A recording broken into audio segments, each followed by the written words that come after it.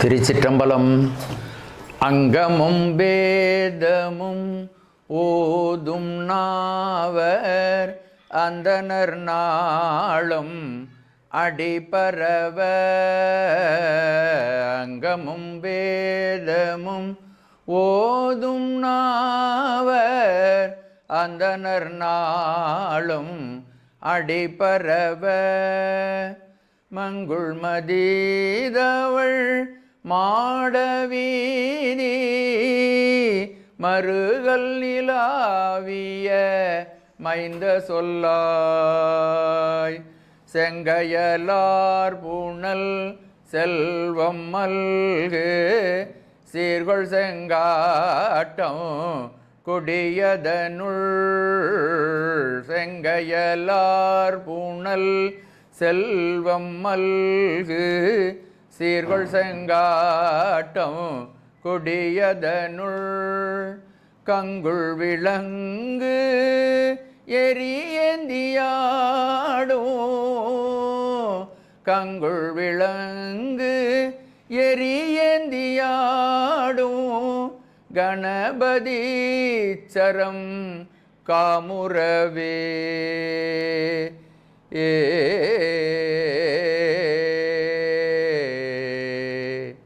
திருச்சிற்றம்பலம். தொல்லையிரும் பிறவி சூழும் தலை நீக்கி அல்லல் அறுத்து ஆனந்தம் ஆக்கியதே எல்லை மறுவா நெறியளிக்கும் வாதவூர் எம்கோன் திருவாசகமெனும் தேன். குருவருளையும் திருவருளையும் போற்றி பணிந்து இன்றைய திருவாசக சிந்தனைகளில் ஈடுபடுவோம். ஆனந்த பரவசம் என்ற தலைப்பில் திருச்சதகத்தில் 9வது பதிகம் பார்த்து கொண்டு இருக்கிறோம். அதில் 86வது பாடல் நாம் பார்த்து இப்போ 87வது பாடலுக்கு வருகிறோம். இந்த 87வது பாடலை சிந்திப்பதற்கு முன்பு தொடர்ச்சிக்காக சென்ற பாடலினுடைய கருத்தை சுருக்கமாக பார்த்துவிட்டு அடுத்த பாடலை நாம் தொடரலாம். சிவபெருமானே, உன்னை முற்றிலுமாக சார்ந்த அடியவர்கள் உன்னை தவிர இந்த உலகத்தில் வேற எதையுமே அறிய மாட்டார்கள். அவர்கள் சரியை கிரியை முதலான சிறப்பான காரியங்களை செய்து உன்னுடைய திருவடியை வந்து அடைந்தவர்கள். ஆனால் நான் இந்த பொய் வாழ்க்கையை நம்பி உன்னுடைய திருவடியை அடையாமல் புறத்திலே நின்றுவிட்டேன். எனக்கு உன்னை அடைவதற்கான மெய்யன்பை தர வேண்டும். மெய்யன்பை பெற முடியாத தன்மையை நான் அடைந்திருக்கிறேன். பெருமானே, எனக்கு உன்னை அடைவதற்கான அந்த வழியாகிய நெறியை, அன்பை எனக்கு தந்தருள்வாயாக என்று 86வது பாடலிலே மாணிக்கவாசக பெருமான் கேட்டார்கள். 87வது பாடல் இப்பொழுது நாம் சிந்திக்க இருக்கிறோம். தாராய் உடையாய் அடியேற்கு உன் தாழ் இணை அன்பு பேரா உலகம் புக்கார் அடியார் புறமே போந்தேன் யான் ஊராம் இலைக்க குருட்டாம் இலைத்தாங்கு உன் தாழ் இணை அன்புக்கு ஆரா அடியேன் அயலே மயல் கொண்டு அழுகேனே. உடையாய், இந்த பாட்டினுடைய கருத்து உடையாய் அப்படின்னா இந்த பிரபஞ்சம் அனைத்திற்கும் எஜமானனாக ஆண்டானாக இருக்கக்கூடிய பெருமானே, அடியவர்களெல்லாம் திரும்பி வராத உனது திருவருளை வந்து அடைந்தார்கள். ஆனால் உன்னுடைய திருவருளை அடையாமல் நான் புறத்திலே நின்றுவிட்டேன். சிவசாயுத்திற்கு வெளியிலே நின்றுவிட்டேன். ஊரிலே உள்ள பசுக்கள் தன்னுடைய கண்டை நினைத்து கனைக்கும் பொழுது கண்ணில்லாத குருட்டு பசுவும் எதிரே கன்று இல்லாத பொழுதும் கனைப்பது போல நான் உண்மையான அன்பு இல்லாமல் சரியாதி நெறிகளை பின்பற்றி உன்னை வந்து அடையாமல் வெளியிலேயே நின்றுவிட்டேன். ஆகவே பெருமானே, உன்னை அடைய வேண்டும் என்ற விருப்பம் எனக்கு இருக்கிறது. எனக்கு அன்பை தர வேண்டும் அப்படின்னு கேட்கிறார் இந்த பாடலில். இந்த பாடல் ஆனந்த பரவசம் என்ற தலைப்பின் கீழே வரக்கூடிய இந்த பாடல்களில் மாணிக்கவாசக பெருமான் சிவபெருமானிடம் தொடர்ந்து ஒவ்வொரு பாடலிலும் ஒரு விண்ணப்பத்தை வைக்கிறார். அந்த விண்ணப்பம் என்ன அப்படின்னா, அன்பு வேணும், உன் மேலே எனக்கு அன்பு வேணும், அந்த அன்பை நீ தர வேண்டும் அப்படின்னு கேட்குறார். அது அந்த பாடல்கள் எல்லாத்துலேயும் ஒரு அடிநாதமாக இருக்கிறது. எனக்கு உலகத்து மேலே அன்பு இருக்குது, என் உடம்பு மேலே அன்பு இருக்குது, ஆனால் இவைகள்லாம் நிலையற்றவை. நிலையற்றவைகள் அனுபவிக்கும் பொழுது, அந்த நிலையற்ற பொருள்கள் என்னை விட்டு காணா போகும் பொழுது, அல்லது என்னை விட்டு விலகும் பொழுது எனக்கு துன்பம் வருகிறது, வருத்தம் வருகிறது. அதனால் நிலையான பொருளாகிய உண்மையில் அன்பு வைத்தால் நான் எப்பொழுதும் ஆனந்தமாக இருக்கலாம், சந்தோஷமாக இருக்கலாம். ஆகவே மெய்யான உண்மீது அன்பு வைப்பதற்கு எனக்கு நீ அருள் புரிய வேண்டும் அப்படின்னு பொதுவான பிரார்த்தனை. நாம் எல்லாரும் கேட்க வேண்டிய, இறைவனிடம் கேட்க வேண்டிய பிரார்த்தனை என்னன்னா, சிவபெருமான் அன்பே வடிவமானவன், அன்பு சுரூபமானவன். அன்பும் சிவமும் இரண்டென்பர் அறிவிலார் அப்படின்னு திருமூலர் சொல்லுகிறார். அன்பு வேற, சிவம் வேற. சிவம்னு சொல்கிறது போல அன்புன்னு சொல்லிடலாம். அந்த அன்பு மயமாகவே இருக்கிறான் சிவபெருமான். அவனுடைய திருவருளை பெறுவதற்கு வேறொன்றும் நெறி இல்லை. அன்பே நெறியாகவும் இருக்கிறது, அன்பே நாம் அடையக்கூடிய சிவமாகவும் இருக்கிறது. அதனால் பெரியவர்களெல்லாம் என்ன கேட்குறாங்க அப்படின்னா, சாமிகிட்ட கேட்கும்பொழுது திரும்ப திரும்ப அன்பு வேண்டும். நம்ம கூட இந்த பதிகத்தினுடைய முதல் 2வது பதிகம் முதல் பாடல், நாடகத்தால் உன் அடியார் போல் நான் நடித்து வீடகத்தே புகுந்திடுவான் மிக பெரிதும் விரைகின்றேன், ஆடகச்சீர் மணிக்குன்றே இடையரா அன்பு உனக்கு என் ஊடகத்தே நின்றுருக தந்தருளியம் உடையானே. உனக்கு உன் மேலே அன்பு, என்னுடைய ஊடகம், மனதுக்குள்ள அன்பு உயிரிலே ஊறி வந்து உன்னை அன்போடு நாம் நேசிக்கக்கூடிய வரத்தை தா அப்படின்னு. அப்போ மாணிக்கவாசகர் பார்த்தீங்கன்னா இந்த திருச்சதகம் முழுதுமே அன்பை தான் கேட்குறார். சாமிகிட்ட அன்பு வேணும், உன்கிட்ட பக்தி வேணும், எனக்கு அந்த மிதூர்ந்த பக்தி எனக்கு இருக்கணும், பிரேமை பக்தி என்று சொல்வார்கள். வேற எதையும் நினைக்காத உன்னையே நினைக்கக்கூடிய பிரேம பக்தி எனக்கு வேணும் அப்படின்னு தான் கேட்குறார். நம்ம இந்த பாடல்களில் உள்ள கருத்துக்களை பரவலாக சிந்தித்திருக்கிறோம். ஆனால் சாரமான செய்தி என்னன்னா, உன்கிட்ட அன்பு வேணும், எனக்கு அன்பு முழுசாக உனக்கு மேலே வரமாட்டேங்குது, ஆனால் என்னுடைய அன்பை முழுவதுமாக செலுத்துவதற்குரிய ஒரே பொருள் நீ தான், அதனால் எனக்கு அன்பு தா அப்படின்னு எல்லா பாடல்களையும் வருது. நீங்கள் பார்த்துக்கிட்டே வந்தீங்கன்னா தெரியும். அன்பு கொடு, எனக்கு அன்பு கொடு, உன் மேலே எனக்கு பக்தியை கொடு. பிரேம பக்தி அப்படின்னா இந்த பிரபஞ்சத்தை பற்றி பொருட்படுத்தாமல் உன்னையே நினைத்திருக்கின்ற, உன்னை மட்டுமே நினைத்திருக்கின்ற, மற்ற பற்றி எனக்கு என்றினின் திருப்பாதமே மனம் பாவித்தேன் அப்படின்னு சொல்கிறது மாதிரி உன்னுடைய பக்தியை கொடு எனக்கு அப்படின்னு அதை வரமாக கேட்குறார். எல்லா இடத்துலையும் கேட்குறார். ஆற்றல் மிக்க அன்பு அப்படின்லாம் சொல்லுவார் மாணிக்க வாசகர். ஆற்றல் மிக்க அன்பால் அழைக்கின்றேன், உன்னை நல்ல வலிமையான அன்பினால் உன்னை நான் கூப்பிடவில்லை என்றெல்லாம் சொல்லுகின்றார். இந்த பாடல்லையும் அந்த அன்பை பெறுவதற்கான சாதனம், அன்புக்கு தடை என்ன இருக்குது, அந்த தடையிலிருந்து நாம் எப்படி நம்மை நீக்கி கொண்டு இறைவனைக்கு அந்த பிரேம பக்தியை நாம் செலுத்தலாம், அப்படி செலுத்தினால் நமக்கு என்ன நன்மை கிடைக்கும் அப்படிங்கிறதெல்லாம் இந்த வரக்கூடிய பாடல்களிலே சுவாமிகள் மிக அழகாக சொல்லி அருள்கிறார்கள். நமக்கு அமுதம் போன்ற செய்திகள்.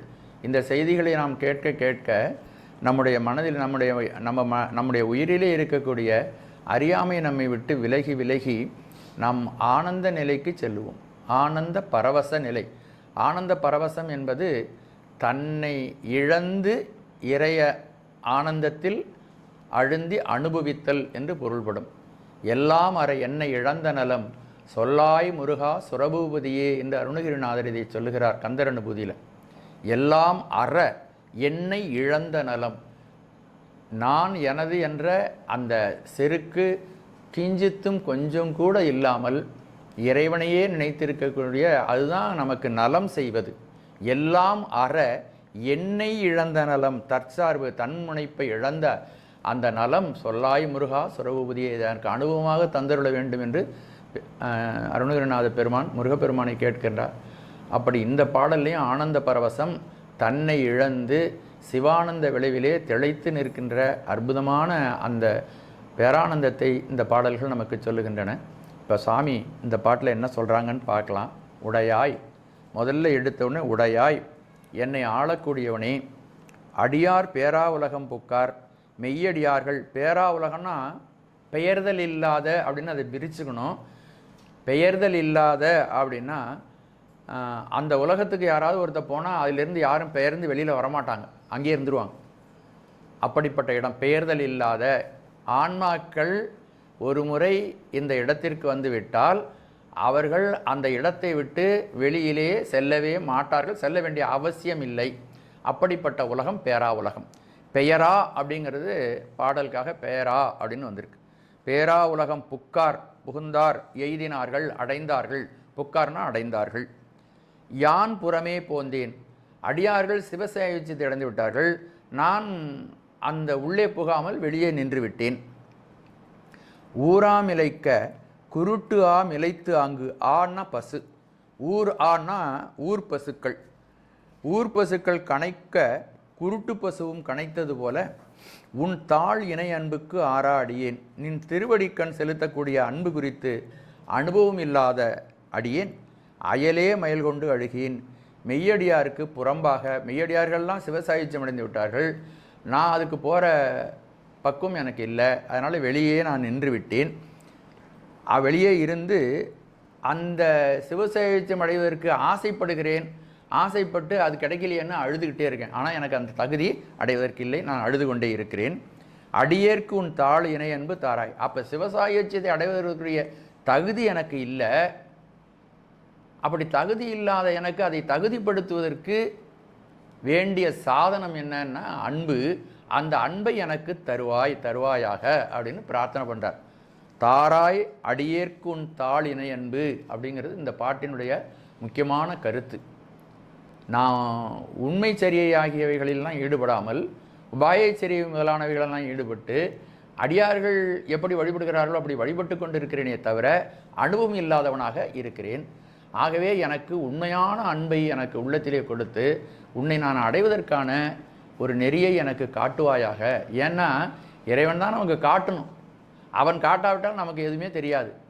ஏன்னா அறிவிக்க அறிகின்ற உயிர்கள், இறைவன் அறிவிக்காவிட்டால் நமக்கு எதுவும் தெரியாது, இறைவன் காட்டாவிட்டால் எதுவும் நமக்கு காண முடியாது. ஆகவே அப்படி அறிவித்த தலைவனாக இருக்கக்கூடிய பரம்பொருளை எனக்கு அன்பை தர வேண்டும் என்று இந்த பாடலிலே யாசிக்கிறார். இப்போ நம்ம ஒவ்வொரு சிந்தனையாக எடுத்துக்கொண்டு ஒவ்வொரு சிந்தனையாக நம்ம பார்க்கலாம். முதல்ல உடையாய் அப்படிங்கிறார். உடையாய் அப்படின்னா அதுக்கு நேர்பொருள் ஆண்டவனே, என்னை உடையாய், இந்த பிரபஞ்சத்தை உடையாய், என்னையும் இந்த பிரபஞ்சத்தையும் உடையாய் அப்படின்னு அதுக்கு பொருள் கொள்ள வேண்டும். உண்மையான சொந்தக்காரன் உரிமையாளன் யார் அப்படின்னு கேட்டால் சிவபெருமான் தான். ஏனென்றால் நான் பார்க்கின்ற இந்த பிரபஞ்சம் அனைத்தும் அவனால் படைக்கப்பட்டது. மண், நீர், நெருப்பு, காற்று, ஆகாயம், இந்த பஞ்சபூதங்கள். இந்த பஞ்சபூதங்கள் தோன்றுவதற்குரிய தன்மாத்திரைகள், சுவை, ஒளி, ஊறு, ஓசை, நாற்றம் என்ற தன்மாத்திரைகள். இதற்கு மேலாக அறிகருவிகளாகவும் செயற்கருவிகளாகவும் இருக்கக்கூடிய ஞானேந்திரியங்கள் 5, மெய்வாய் கண் மூக்கு செவி. கண்மேந்திரியங்கள் கால் கை வாய் எருவாய் கருவாய் என்ற கண்மேந்திரியங்கள் 5. இவைகளையெல்லாம் செயற்படுத்தி கொண்டிருக்கின்ற அந்த கரணங்கள் மனம் புத்தி சித்தம் அகங்காரம் என்று சொல்லக்கூடிய இந்த பிரகிருதி மாயில் தோன்றிய அனைத்து பொருள்களையும் சிவபெருமான் தான் படைத்திருக்கிறான். இதற்கு மேலாக இவை முக்குண வயப்பட்டிருக்கின்றன, இந்த முக்குணங்களையும் அவன்தான் அவ்யக்தமாக படைத்திருக்கிறான். அதற்கு மேலாக நமக்கு புறத்திலே அமைந்திருக்கின்ற இந்த அந்த கரணங்களுக்கும் உள்ளந்த கரணங்களாக இருக்கக்கூடிய உள்ளந்த கரணங்களையும் அவன்தான் அசுத்தமாயிலிருந்து படைத்து தந்திருக்கிறான். மாயை, காலம், நியதி, கலை, வித்தை, அராகம், புருடன் என்று சொல்லக்கூடிய அந்த புருடதத்துவத்தையும் அவன்தான் படைத்து நமக்கு கொடுத்திருக்கிறான். அதனால தான் நமக்கு அறிவு விளக்கம் ஏற்பட்டிருக்கிறது. இந்த அறிவு விளக்கத்திற்கு இந்த பொருளுலகம் மட்டும் போதாது, நமக்கு சொல்லுலகம் வேண்டும் என்பதற்காகத்தான் சிவதத்துவத்திலிருந்து நாதம், விந்து, சாதாகிய சதாசிவம், மகேஸ்வரம், சுத்தவித்தை என்று சொல்லக்கூடிய 5 சிவதத்துவங்களிலிருந்து நமக்கு வாக்கையும் படைத்து கொடுத்திருக்கிறான். ஆக சொல் பிரபஞ்சம், பொருள் பிரபஞ்சம் அனைத்தையும் படைத்து கொடுத்தவன் அவன்தான். இவைகளையெல்லாம் பஞ்சீகரணம் செய்து இந்த 36 தத்துவங்களையும் பஞ்சீகரணம் செய்து ஒன்றோடு ஒன்று மாற்றி மாற்றி மாற்றி மாற்றி இவைகளை சேர்த்தும் பிரித்தும் இந்த உலகத்தில் நாம் காணக்கூடிய பல்லாயிரக்கணக்கான பொருள்களையும் அவன்தான் சிருஷ்டித்திருக்கிறான். நல்ல ஆழமாக உண்மையாக சிந்திச்சு பார்த்தா என்னுடைய உண்மை என்ன அப்படின்னா, இந்த பிரபஞ்சம் அனைத்துக்கும் உடைமையாளன். அதை சொல்கிறார் இங்கே, உடையானே. இந்த பிரபஞ்சம் அனைத்தையும் உடையவன் நீ. இதில் எந்த பொருளையும் என்னுடையது என்று சொல்வதற்கு எந்த பொருளும் கிடையாது. நன்றாக உண்மையாக சிந்தித்து பார்த்தால், நாம் இந்த பிரபஞ்சத்துக்கு வருவதற்கு முன்பு நாம் வெறுங்கையோட உலகத்துக்கு இறங்கணும். முதல் காற்று சாமி வச்சிருக்கிற காற்றை நம்ம சுவாசித்தோம். தாயினுடைய கருவில் இருக்கும் பொழுது நாம் சாப்பிட்ட உணவுகளெல்லாம் அவன் படைத்தது. இப்படி யோசனை பண்ணி பார்த்தீங்கன்னா, என்னுடையது அப்படின்னு சொல்கிறதுக்கு என்ன இருக்குது? அதனால தான் பெரியவர்கள் சொல்லுகிறார்கள், மமகாரத்தை விட்டுவிட வேண்டும். மமகாரம் என்பது என்னுடையது. என்னுடையது ஒன்றும் கிடையாது. பெருமானே உன்னுடையது, எல்லாம் உன்னுடையது. பெரியவர்களெல்லாம் அதான் சொல்கிறாங்க, எல்லாம் உன்னுடையது. பெரியவர்கள், அவர் பெரியவர்களானதுக்கு காரணம் என்னன்னா, இது என்னது இல்லை, எல்லாம் உன்னுது என்ற சிந்தனை தனவர்களுக்கு இருப்பது தான் அவர்கள் பெரியவர்கள். இது எல்லாம் என்னுடையதுன்னு பொய்யா நினைக்கிறோம் பார்த்தீங்களா? பொய் தானே அது. இந்த பிரபஞ்சம் அனைத்தும் சிவனுடையது, அவனுடைய படைப்பு, அவனுடைய சங்கல்பம். இந்த உயிர்களுடைய நன்மைக்காக, இந்த உயிர்கள் ஞான விளக்கம் பெற வேண்டும் என்பதற்காக, அறிவு அடைய வேண்டும் என்பதற்காக, மெல்ல மெல்ல இந்த அறியாமையிலிருந்து விடுபட்டு பிரகாசமான அறிவை பெற வேண்டும் என்பதற்காக சுவாமி இவைகளையெல்லாம் சிருஷ்டித்து அழகாக படைத்து நமக்கு தனுகரண போன போகங்களாக நமக்கு வழங்கி இருக்கிறான். ஆகவே எல்லாவற்றிற்கும் உடையான் அவன். உண்மை உண்மை உண்மை, இதுதான் உண்மை. இதில் என்னுடையது என்று சொல்வதற்கு நமக்கு எதுக்கும் உரிமை கிடையாது. ஆனால் இது நம்முடைய தகப்பன் சொத்து, அப்பாவுட்டு சொத்து. இதை, இந்த ஞானத்தை நாம் பெறுவதற்கு, இவைகளை எல்லாம் பயன்படுத்தி கொள்வதற்கு சாமி நமக்கு உரிமை கொடுத்துருக்கிறான். இந்த உடம்பை நமக்கு கொடுத்துருக்கிறான், மனசை கொடுத்துருக்கிறான், எல்லா பொருள்களையும் அவன் கொடுத்துருக்கிறான். எதை கொடுத்துருக்கிறான்னா, ஞானத்தை அடைவதற்கு இதெல்லாம் உதவியாக இருக்கும், வச்சுக்கப்பா அப்படின்னு கொடுத்துருக்கான். அதனால் இதை தேவையான அளவுக்கு நாம் பயன்படுத்தி கொள்ள வேண்டும். கண் இருந்தால் அது தேவையான அளவுக்கு நாம் எதுக்கு பயன்படுத்தணுமோ அதுக்கு பயன்படுத்திக்கணும். அதுக்கு தான் இதுதான் நாம் தெரிந்து கொள்ள வேண்டிய மிக மிக உயர்வான உண்மை. இதுக்கு புறம்பான, இது என்னுடையது அப்படின்னு நான் நினச்சி அகங்கரித்து அதன் விளைவாக தவறுகளை எல்லாம் செய்ய ஆரம்பித்தேன்னா, அதுதான் நமக்கு தீவினையாக போய் நமக்கு பாவமாக ஆகி நம்முடைய துன்பத்திற்கு காரணமாகி விடுகிறது. அவன் உடையவன், எல்லாவற்றையும் அவன் உடைமையாக இருக்கிறான். இந்த உயிர்கள் அவனுக்கு அடிமைகள். ஏன் அடிமை அப்படின்னா, இந்த உயிர்களை அவன்தான் நடத்தி செல்கிறான். அவனுடைய உதவி இல்லாவிட்டால் உயிர்களால் இயங்கவே முடியாது. அதை நாம் தெளிவாக சுத்தாத்துவத்தில் விளக்கி இருக்கிறோம். சிவபெருமான் நாம் நிலைப்பதற்காக ஒன்றாகவும், நமக்கு அறிவு தருவதற்காக வேறாகவும், நாம் இயங்குவதற்காக உடனாகவும் இருந்து நமக்கு உருள் புரிகிறான் அப்படின்னு. அப்போது அவனுடைய சங்கல்பம் இல்லாமல் நம்மாலே ஒரு சிறு அசைவு கூட, ஒரு மூச்சு உள்வாங்கிற மூச்சை கூட நம்மளால் செய்ய முடியாது. எல்லாம் நம்முடைய காரியம் என்று நினைக்கவே கூடாது. இந்த உடையாய் என்ற இந்த ஒரு கருத்தின் மூலமாக மாணிக்கவாசக பெருமான் இவைகளையெல்லாம் அவர் மனதிலே கொண்டு நாமெல்லாம் விளங்கிக் கொள்ள வேண்டும் என்பதற்காக இந்த இடத்துல உடையாய் என்ற சொல்லை இங்கு பயன்படுத்துகிறார்கள். உடையாய் அடியார் பேரா உலகம் புக்கார். மெய் அடியார்கள், உண்மையான அடியார்கள். அடியார்கள் என்பவர்கள் யார் அப்படின்னா, எப்பொழுதும் இறைவனுடைய திருவடி மலர்களை ஓயாமல் சிந்திப்பவர்கள் அடியார்கள்.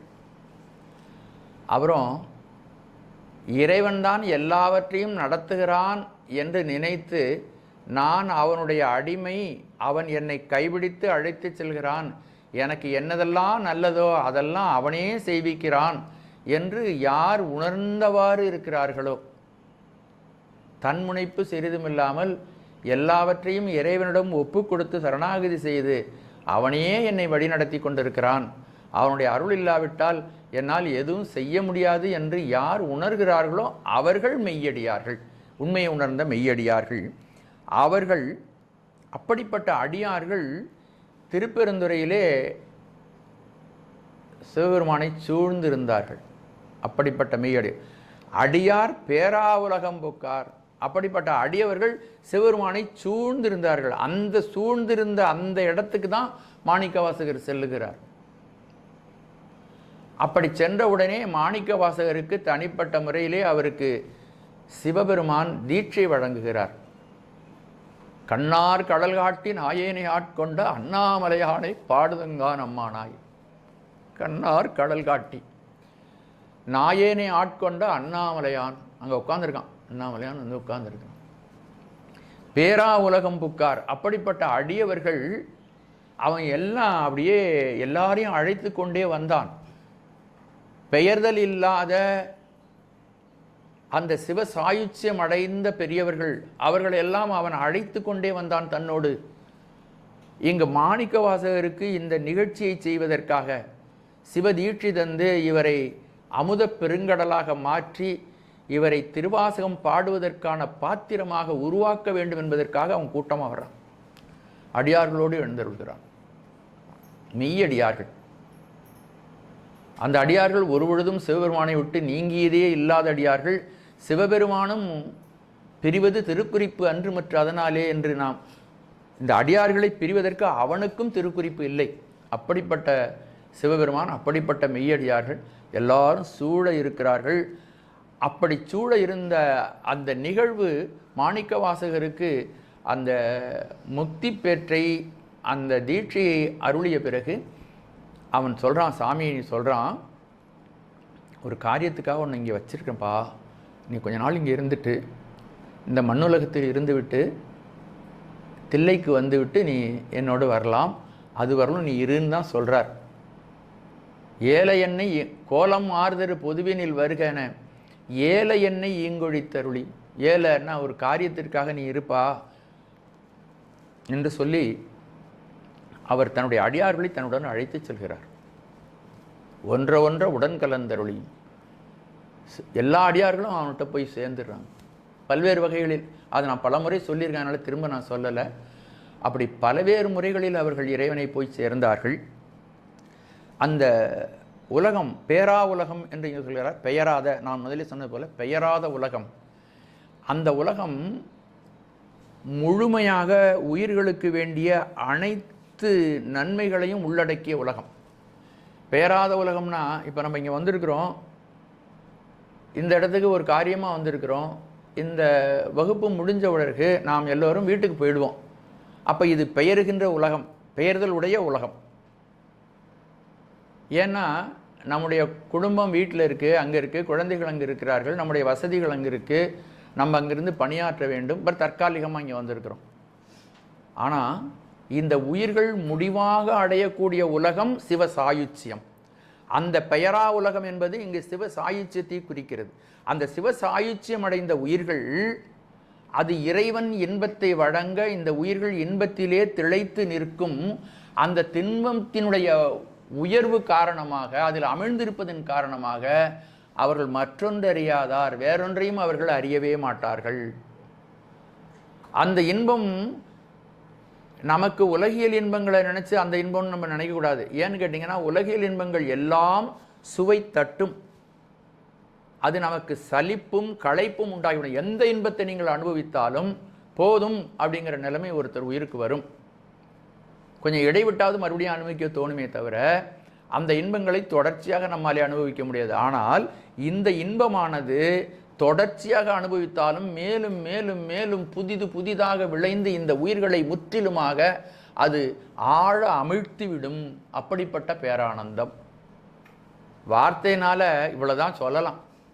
அப்படிப்பட்ட பேரானந்தம். அந்த பேரானந்தம் அதில் தெளித்திருக்கும் பொழுது இன்னும் கொஞ்சம் வேணுமானு தெரியாது, இன்னும் கொஞ்சம் குறையணுமானு தெரியாது, ஒன்றுமே தெரியாது.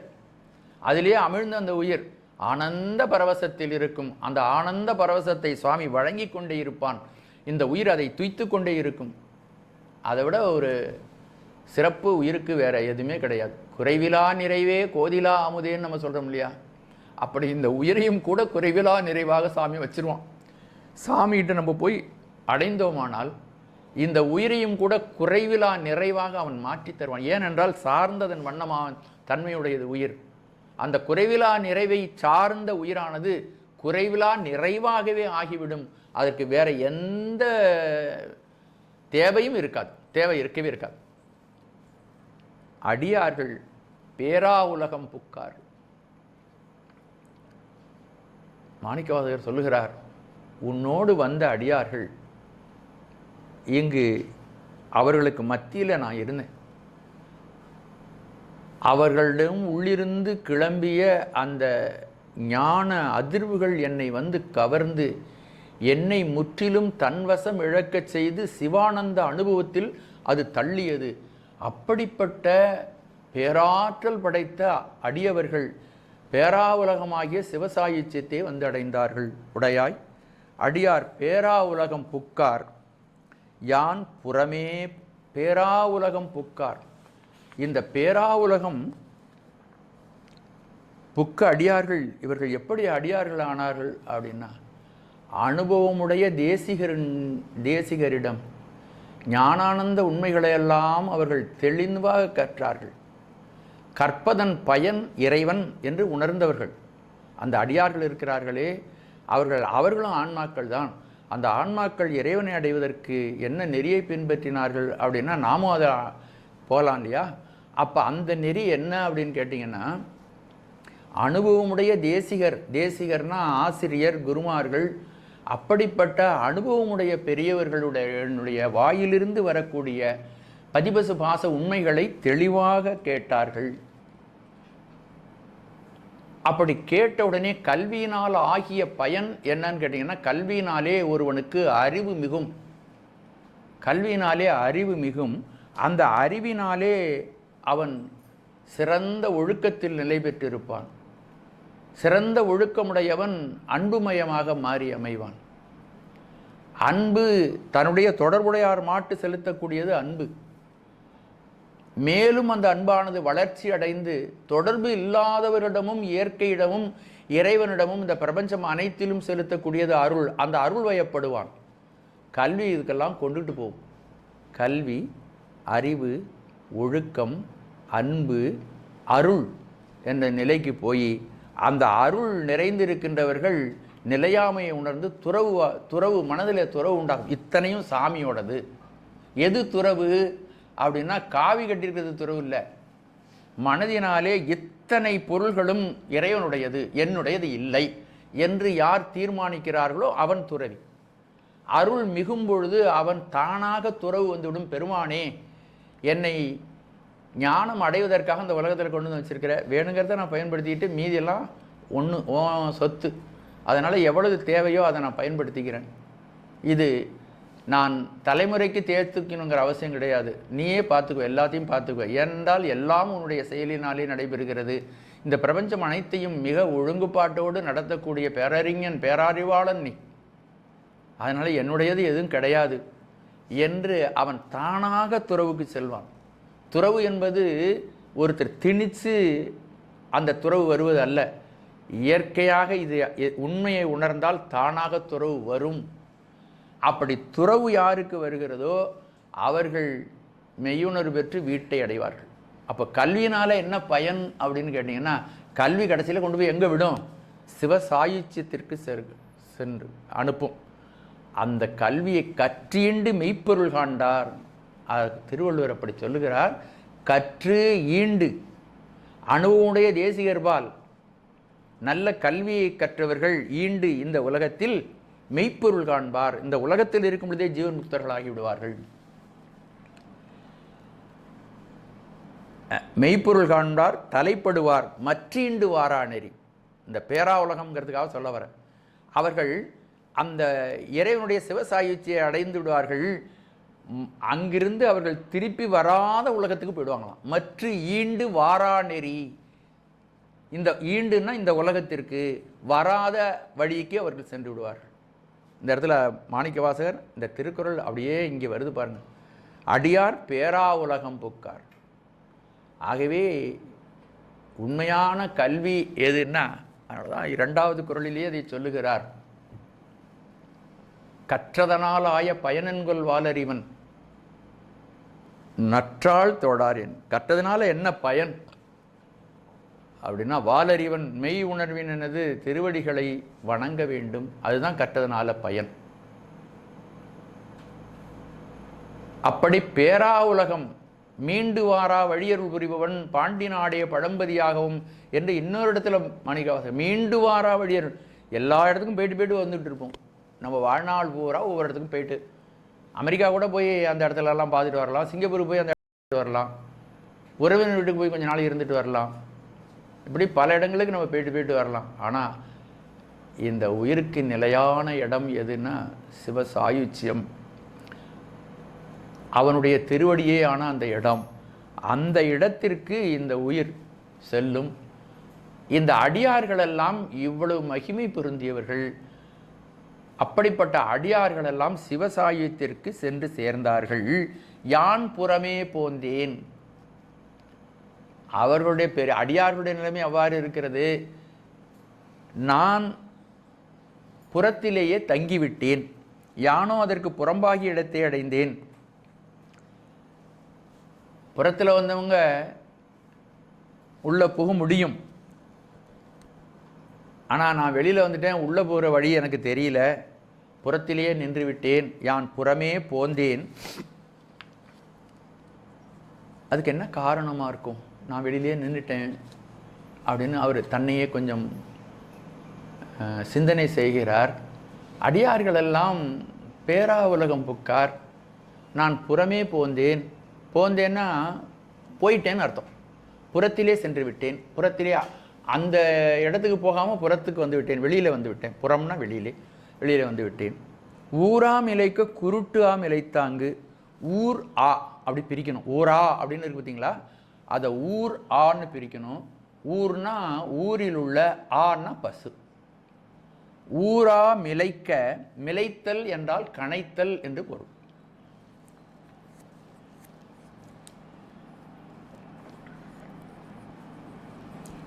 ஊரா மிலைக்க குருட்டு ஆ, குருட்டான கண் தெரியாத பசு. மிலைத்தாங்கு அது கனைத்தது போல. ஊரில் உள்ள பசுக்கள் கனைக்கும் பொழுது எதற்காக அவைகள் கனைக்கின்றன என்று தெரியாமல் கண்ணில்லாத அந்த பசுவும் கனைத்தது போல என்று அவர் ஒரு உதாரணம் தனக்காக சொல்லிக் கொள்கிறார். இவர்களெல்லாம் பேராவுலகம் புக்கார், நான் வெளியே இருந்துட்டேன், அதுக்கு என்ன காரணம் அப்படின்னா அதுக்கு ஒரு உதாரணம் சொல்கிறார். இந்த ஊரில் பல இடங்களில் இருக்கின்ற பசுமாடுகளை எல்லாம் மேய்ப்பவன் நிறை மேய்ப்பவர்கள் அவருக்கு ஆயன், நம்ம சாதாரணமாக கோனார் அப்படின்னு சொல்லுவோம், ஆயர்கள் அப்படின்னு சொல்லுவாங்க. அந்த மாடுகளுக்கெல்லாம் ஊர்காலி அப்படின்னு சொல்லுவாங்க. ஊரில் இருக்கக்கூடிய பசு நிறைகள். பழங்காலத்தில் ஒவ்வொரு நாளும் பார்த்திங்கன்னா மாடு வைத்திருப்பவர்கள் தங்களுடைய மாட்டை ஒரு மாடு மேய்க்கிறவன்ட்டு அனுப்புவாங்க. காலையில் அது போயிடும், காலையில் ஓட்டிகிட்டு போயிட்டு சாயந்தரம் வரையிலும் எங்கேயாவது மேய விட்டுட்டு திருப்பி கொண்டு வந்து அவன் வீட்டில் விட்டு போயிடுவான். அதுக்கு ஏதாவது சம்பளம் கொடுப்பாங்க. அப்படி ஒரு நடைமுறை நம்ம ஊரில் இருந்துச்சு. அதை சொல்கிறார் இவங்க, ஊராம் இலைக்க. அப்படி பல இடங்களில் இருக்கக்கூடிய பசுக்களை எல்லாம் இந்த ஆணிரை மேய்ப்பவன் அந்த குளத்திற்கும் பக்கத்திலேயோ அல்லது நல்ல ஆறுகளுக்கும் பக்கத்திலேயோ கொண்டு போய் அங்கு புற்கள் இருக்கின்ற இடத்துலலாம் கொண்டு போய் விடுவான். சாயந்தரம் வரலும் புல்லை அது சாப்பிடும், தலையை ஆட்டிட்டு அந்த பிள்ளை சாப்பிடும்.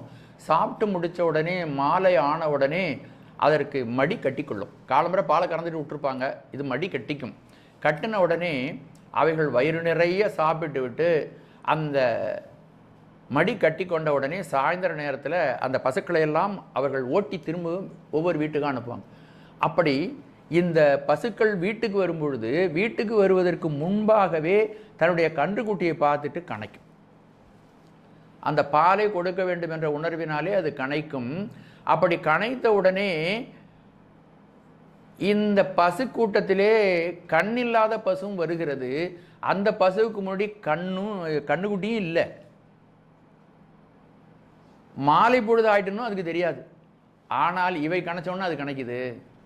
அதை போல இந்த உன்னை வந்து அடைந்த பெரியவர்கள் அன்பு நெறியை பின்பற்றி உன்னை வந்து அடைந்தார்கள். நான் உண்மையான அன்பு இல்லாமல் உன்னை அடைய வேண்டும் என்ற விருப்பம் மட்டும் இருக்கு. அது கணைக்கிறது போல நானும் கணைக்கிறேன், ஆனால் எனக்கு அந்த தகுதி இல்லை. எதுக்கு கண்ணுக்குட்டியும் இல்லை, மாலை நேரானதும் தெரியல. அதை போல நான் கணைக்கிறேன் என்று சொல். ஊராமிலைக்க குருட்டு மிளைத்து ஆங்கு உன் தாள் இணை என்புக்கு ஆறா அடியேன். ஆறுதல்னா அனுபவம் இல்லாத அடியேன். உன் தாள் இணை அன்புக்கு ஆறா அடியேன். நின் திருவடி துணைக்கண் செலுத்தும் அன்பு குறித்து அனுபவம் பெறாத அடியேன். இங்கே உன் தாள்னா திருவடி, இணைனா 2 திருவடி. இணைனா 2, கணவன் மனைவி இணையர் அப்படின்னு சொல்கிறோம் இல்லையா? இணை அப்படின்னா 2 பேர்னு அர்த்தம். இப்போது இங்கே ஆறுதல் என்பதற்கு அனுபவித்தல் என்று பொருள் கொள்ள வேண்டும். உன்னுடைய திருவடிக்கு செலுத்த வேண்டிய மெய்யன்பு பெறுவதற்கு நான் செய்ய வேண்டிய உண்மையான சரியை கிரியை யோகம், அதன் விளைவாக நமக்கு ஞானம் வரையணும். இது உண்மை சரியை செய்ய வேண்டும். எல்லாம் சிவனை நோக்கிய காரியங்கள். எல்லா காரியங்களையும் நாம் செய்யக்கூடிய எல்லா செயல்களையும் சிவனை நோக்கி செய்தோமானால் அது சரியையாகவும் கிரியையாகவும் யோகமாகவும் மாறி அமையும். ஆனால் நான் உண்மை சரியை மேற்கொள்ளவில்லை. இந்த அடியார்களெல்லாம் செய்வது போல நானும் ஒரு காரியத்தை செய்கிறேன். உபாயச்சரியைன்னு வச்சுக்கோங்க. அப்போ உபாயச்சரியைன்னா ஒரு நோக்கம் கருதி, இல்லை அவங்க செய்கிறாங்களே நானும் செய்கிறது. சில பேர் பார்த்தீங்கன்னா இருட்டில் ஒருத்தன் பயந்துட்டு கத்துனான்னு வச்சுக்கோங்க, அவங்க கத்துறத பார்த்து இன்னொருத்தன் கத்துவான். என்ன காரணம்னு தெரியாது. சின்ன பையனுங்க எங்கேயாவது இருட்டில் ஒருத்தன் அலறான்னு வச்சுக்கோங்க, என்ன ஏதுன்னெலாம் கேட்க மாட்டான், இவனும் சேர்ந்து கத்த ஆரம்பிச்சிடும். அதுபோல் இந்த அடியவர்களெல்லாம் அன்பை வளர்ப்பதற்காகத்தான் சரியை தொண்டு. இந்த கருத்துக்களை எல்லாம் கேட்ட உடனே நம்ம என்ன செய்யணும்னு கேட்டால், இறைவன் மிகப்பெரியவன், எல்லா நன்மைகளையும் நமக்கு வழங்குகிறான். அவனுடைய ஆதாரத்தில் தான் நாம் நின்று கொண்டு இருக்கிறோம். அவன் அறிவித்தாலன்றி நமக்கு அறிவு இல்லை, அவன் செலுத்தினாலன்றி நமக்கு செயல்பாடு இல்லை. இவ்வளவுக்கும் மூல காரணமாகிய அந்த பரம்பொருளை நாம் வணங்குவதற்கு மலர் கொண்டு வணங்குகிறோம். அவன் இருக்கின்ற திருக்கோயில்களை தூய்மை செய்கிறோம். அவன் உரைகின்ற அந்த இடத்திற்கு, அவ்வளவு புனிதமிக்க இடத்திற்கு நாம் தினந்தோறும் சென்று அவனை தரிசிக்கிறோம். இப்படி சரியை தொண்டின் மூலமாகவும் கிரியை தொண்டின் மூலமாகவும் அப்படி புறத்திலே நாம் வழிபட்ட நாம் அதை நாமும் வழிபட வேண்டும் என்று வீட்டில் வைத்து கொண்டு அந்த பூஜையும் நாம் செய்கிறோம் கிரியை தொண்டில். அப்புறம் அவனை இன்னும் நெருக்கமாக அகத்திலும் வழிபடுகிறோம். இப்படி அன்பு வளர்கிறது. இப்படி அன்பு வளர்வதற்கு சரியாதி தொண்டுகள், அந்த தொண்டுகளையெல்லாம் அந்த தவ ஒழுக்கங்களெல்லாம் ஈடுபட்ட பெரியவர்கள் உன்னுடைய பேரா உலகம் வந்து அடைந்தார். பெயர்தல் இல்லாத சிவ சாயுச்சியத்தை அவர்கள் வந்து அடைந்தார்கள். ஆனால் நான் இவற்றை பெயருக்கு செய்கிறேன். உண்மையான அன்பு என்னிடம் இல்லை. உண்மையான அன்பு இல்லாமல் நான் இந்த சரியகிரியாதிகளை எல்லாம் செய்து அப்பெயரளவில் உன்னுடைய அடியவனாக இருக்கிறேன். உன் தாள் இணை அன்புக்கு ஆறா அடியேன். அவர்களெல்லாம் உண்மையான அன்பை செலுத்தி சிவசாயுச்சியம் அடைந்தார்கள். நான் உண்மையான அன்பை செலுத்தாமல் இந்த தவ ஒழுக்கங்களை எல்லாம் செய்து வெளியிலே நின்றுவிட்டேன். பேரா உலகிற்கு புறம்பாக நின்றுவிட்டேன். இப்போது வெளியில் நின்றுட்டேன். இதான் காரணங்கிறதும் இவருக்கு தெரிகிறது. ஆனால் உண்மை சரியை இவர் செய்யவில்லை. அப்படி செய்யாமல் வெளியிலே நின்று கொண்டு, அந்த சிவசாயுச்சியத்திற்கு வெளியிலே நின்று கொண்டு, இறைவா எனக்கு இந்த சிவசாயுச்சியத்தை வழங்க வேண்டும் என்று அழுகிறார். அயலே மயல் கொண்டு அழுகேனே. அயலேன்னா தூரம் இருந்து, மயல் கொண்டு இந்த உலகத்தின் மேல் பற்று வைத்து கொண்டு, இன்னும் உண்மையான அன்பு சாமிகிட்ட வரல, நான் எப்படி இருக்கிறேன்னா இந்த உலகத்து மேல் பற்று வைத்து கொண்டு வெளியிலே நின்று கொண்டு அழுகின்றேன். உன்னுடைய சிவசாயுச்சியம் நான் அடைய வேண்டும், உன்னுடைய அருள் எனக்கு கிடைக்க வேண்டும் என்று அழுகின்றேன். மெய்யடியாருக்கு புறம்பாக இருந்து ஆசைப்பட்டு அழுகின்றேன். அயல்னா வேறிடம். எதுக்கு வேறிடம்? சிவசாயுச்சியத்துக்கு அல்லது அவனுடைய திருவடி மலர்களை சென்று அடைவதற்கு வேறு இடம். வீட்டுலகத்திற்கு புறம்பான இடம்னு வச்சுக்கலாம். அது இந்த பூலகமாக இருந்தாலும் இருக்கலாம், எந்த உலகம், நிறைய உலகங்கள், பிரம்மலோகம், விஷ்ணுலோகம், கந்தலோகம், இப்படி ஏராளமான உலகங்கள் இருக்கின்றன. அது சிவ சாயுஜ்யத்திற்கு புறம்பான உலகம்னு எடுத்துக்கிட்டிங்கனாக்கா நம்ம சிவலோகம், சிவலோகம், அப்புறம் சாமீபம், சாரூபம், சாயுச்சியம் அப்படிங்கிற பதங்கள் கூட இருக்கலாம். அந்த எல்லா பதங்களுக்கும் மேலான பதம் சிவ சாயுச்சியம். ஆகவே நான் வேறிடத்தில் இருக்கிறேன்னா அவங்க எங்கே வேணாலும் இருக்கலாம். எதை தவிர? சிவ சாயுச்சியத்தை தவிர வேறு. ஆகவே நான் வேறிடத்தில் இருக்கிறேன். அயலே சிவசாயுஜ்யத்தை தவிர மற்ற இடங்களில் நான் இருக்கிறேன். ஆனால் நான் எனக்கு விருப்பம் என்னன்னா உன்னுடைய திருவடி வந்து அடையணும்னு. அதுக்கு தகுதி என்ன அப்படின்னா உன் மீது செலுத்துகின்ற அன்பு, உண்மை அன்பு. அந்த உண்மை அன்பு இன்னும் வரல. ஆனால் நான் அழுகிறேன். உன்னை தொடர்ந்து வந்து உன் தாள் சேர்ந்தாருடன் தொடர்ந்து வந்து முத்தி அடையாமல் வேறிடத்தில் நின்று நான் ஆசைப்பட்டு அழுது கொண்டே இருக்கிறேன். ஆகவே இப்போ அவருக்கு நல்லா தெரியுது, இந்த அடியார்களெல்லாம் எப்படி வந்து அடைஞ்சாங்க, சாமி வந்து அடைஞ்சாங்க, நாம் ஏன் அடைய முடியவில்லை? நான் ஏன் ஊராமிலைக்க குருட்டாமிலைத்தாங்கு உன் தாள் இணை அன்புக்கு ஆறாடியேன் அயலே மயல் கொண்டு அழுகின்றேன் அப்படிங்கிறதும் நல்லா தெளிவாக தெரியுது, ஸ்பஷ்டமாக தெரியுது. அப்போ அவர் என்ன கேட்குறாருன்னா, சாமி உண்மையான அன்புங்கிறது அது என்னாலேயே ஏற்படுத்திக்க முடியல. உண்மையான அன்பு உனக்கு வேணும்னா அதையும் நீ தான் செய்யணும். நீதான் செயல்படுத்துகின்றவன், நீதான் அறிவிக்கின்றவன், நீதான் என்னை செயல்படுத்தி காப்பாற்றுகின்ற பரம்பொருள் என்ற அந்த கருத்தில் அவர் ஆழமாக இருக்கார். அவனை தவிர வேற ஒன்றும் இல்லை. அவனுடைய அருள் இல்லாவிட்டால் அவனை வணங்க முடியாது. ஆகவே அவர் கேட்கிறார், அடியேற்கு. ஆகவே நீ திருப்பெருந்துறையில் என்னை ஆட்கொண்டு விட்டாய், நான் அடியவன் தான் அப்படிங்கிற அந்த உரிமை எடுத்து ஒரு முறை நீ ஆட்கொண்டுட்டப்பா, நான் எவ்வளவு தகுதி இல்லாதவனாக இருக்கலாம், ஆனால் நான் தான் அடியன். அடியேற்கு உன் தாள் இணை அன்பு, உன்னுடைய திருவடிகளுக்கு எனக்கு அன்பு செலுத்துகின்ற அன்பு தாராய். தாராய் தந்து, தாராய்னா தான் அல்ல, தந்து அருள்வாயாக. ஏனென்றால் சிவசங்கற்பம் இல்லாவிட்டால் அவனுடைய திருவடி பேரானந்தம் நமக்கு கிடைப்பதற்கு வாய்ப்பே இல்லை.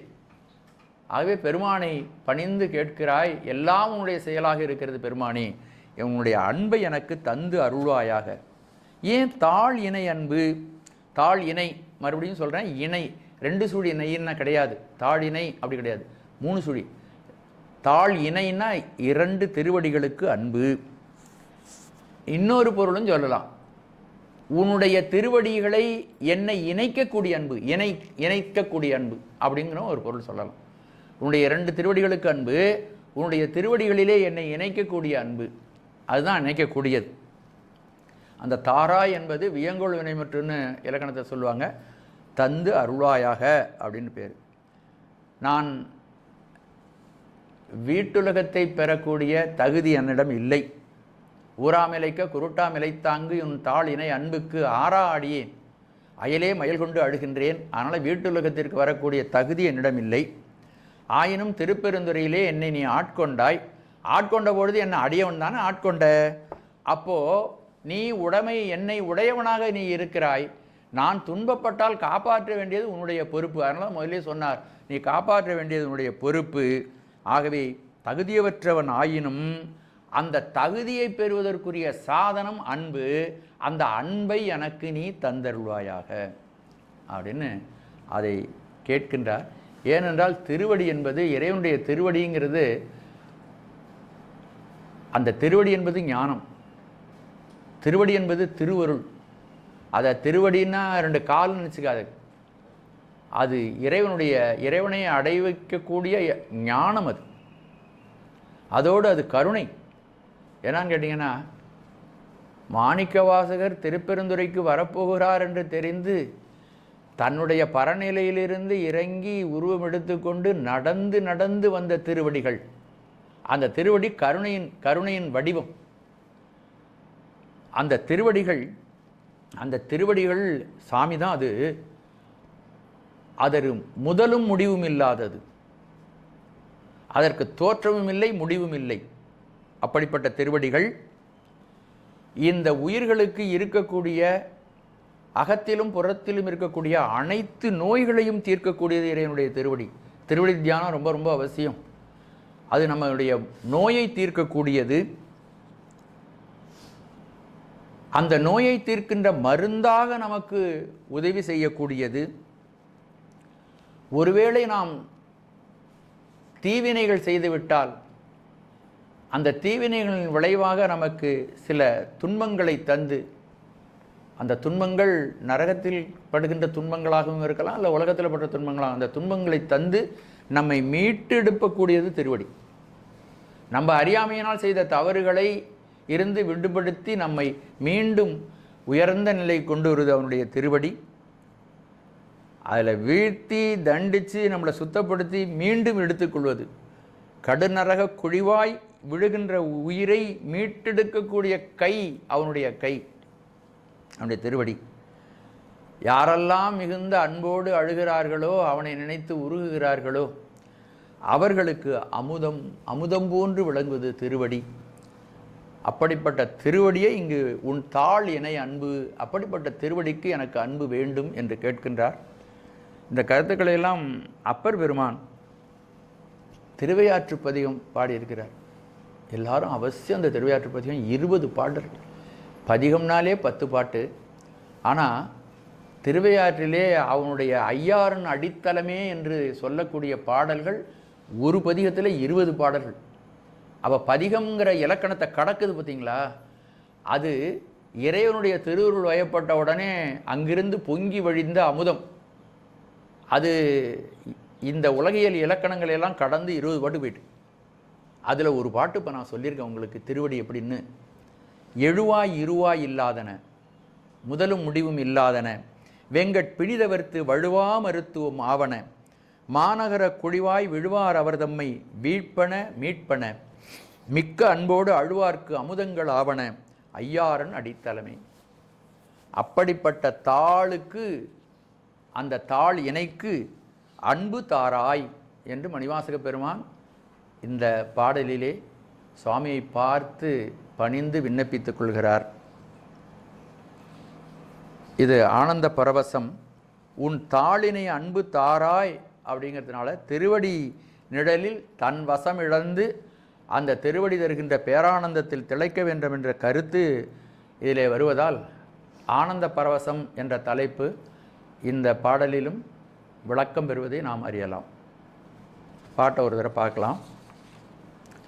தாராய் உடையாய் அடியேற்குன் தாள் இணை அன்பு, பேரா உலகம் புக்கார் அடியார் புறமே போந்தேன் யான், ஊராம் இலைக்க குருட்டு ஆம் இலைத்தாங்கு உன் தாள் இணை அன்புக்கு, ஆரா அடியேன் அயலே மயல் கொண்டு அழுகேனே. திருச்சிற்றம்பலம்.